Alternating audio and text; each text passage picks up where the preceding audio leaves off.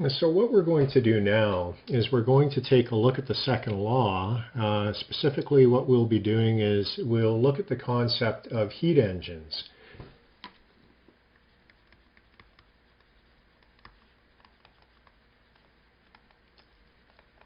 And we'll talk a little bit about the direction in which energy will flow and what heat engines do. So what we just saw with the example about the baseball is that work can be easily converted into other forms of energy that are in our first law.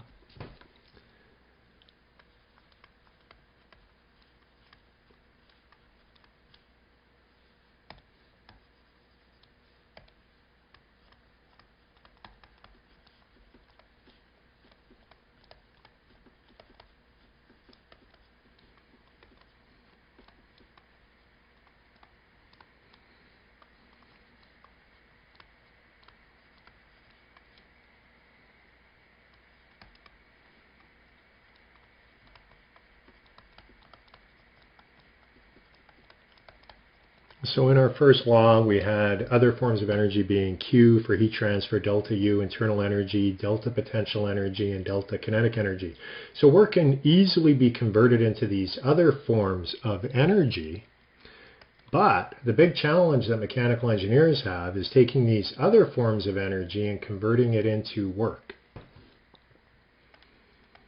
especially thermal or internal energy.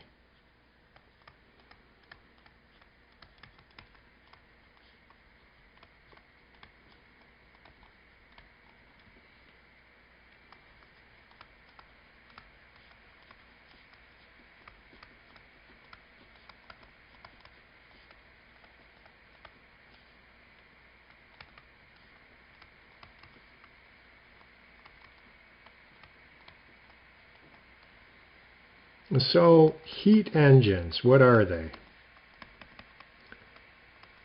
Well, it's kind of what it sounds like. We take heat and we create work. So what do heat engines do? They receive heat from a high temperature source.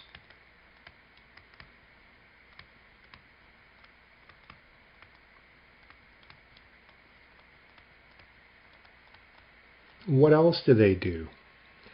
They convert part of this heat into work.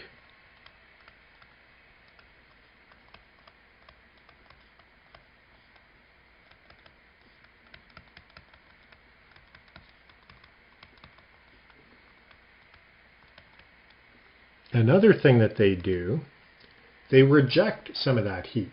The portion of heat that they're not able to convert to work, they need to reject.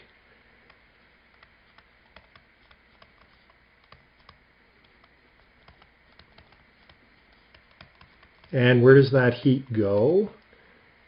It goes to what we call a sink. So we have a source of heat and we have a sink for the rejected heat. And the last thing that a heat engine does is it operates on a cycle.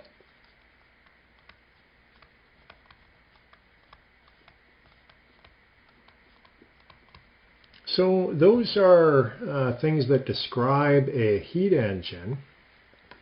Let's take a look at that schematically. So what we said is that we have a source,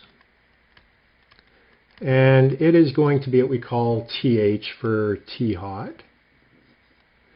Now heat is flowing out of that source, and we will refer to that as being Q into our heat engine, which could also be Q from the hot supply.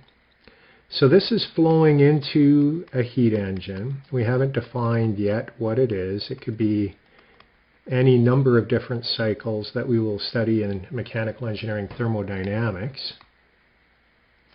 So it's flowing, and we said that it also needs to reject heat.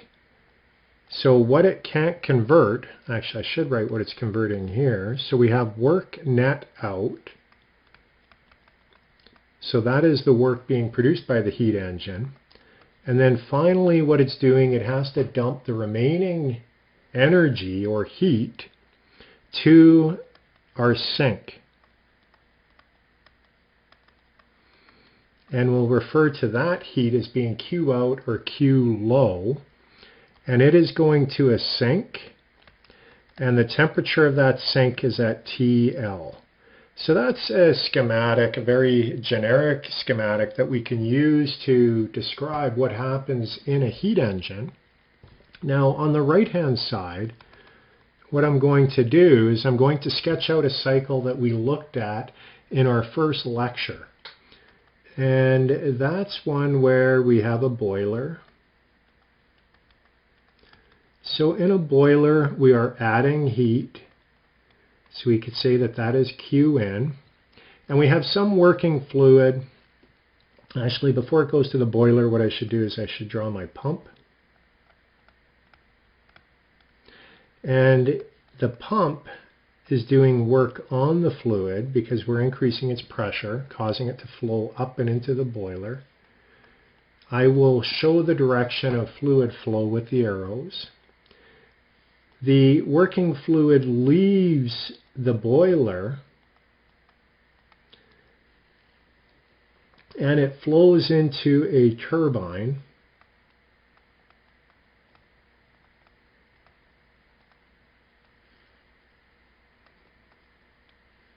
And then that is work out.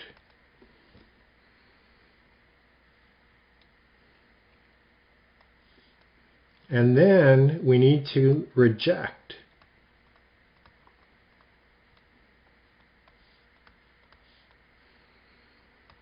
So we reject thermal energy out, and then the working fluid comes back up and into our pump.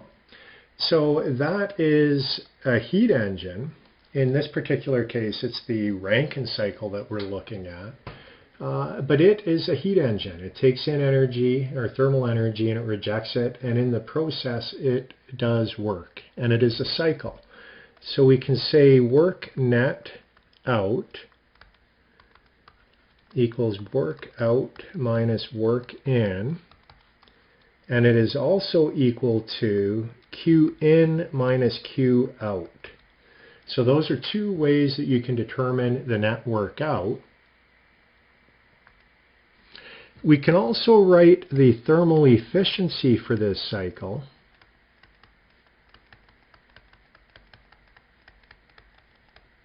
Whenever we look at any type of heat engine, we are always interested in the thermal efficiency. And so this is an important thing that you will be using over and over again in the course. The symbol we use for thermal efficiency is eta with subscript TH. And that is equal to the net work out of our system divided by total heat in.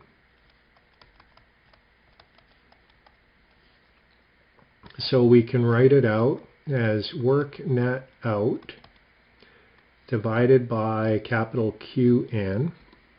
And we can also write the thermal efficiency. If we use the definition that we just showed, being work net out as Q in minus Q out, we can rewrite this in the following manner. And then in terms of our heat engine, it would be 1 minus Q low divided by QH. Now, thermal efficiency is going to be bounded between 0 and 1. You will never have a thermal efficiency over 1. Actually, I'll never go over the Carnot efficiency, which is something that we'll talk about later. But that is the definition of thermal efficiency for a heat engine. Now, one last thing that I want to say about heat engines is the Kelvin-Planck statement.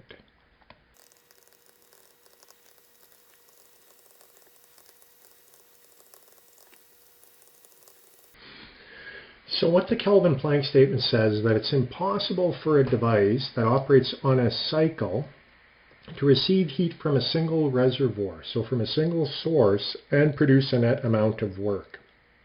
What that means is that it needs to have a sink whereby it can reject the residual heat or the waste heat too. So that is the Kelvin-Planck statement, and it applies to heat engines.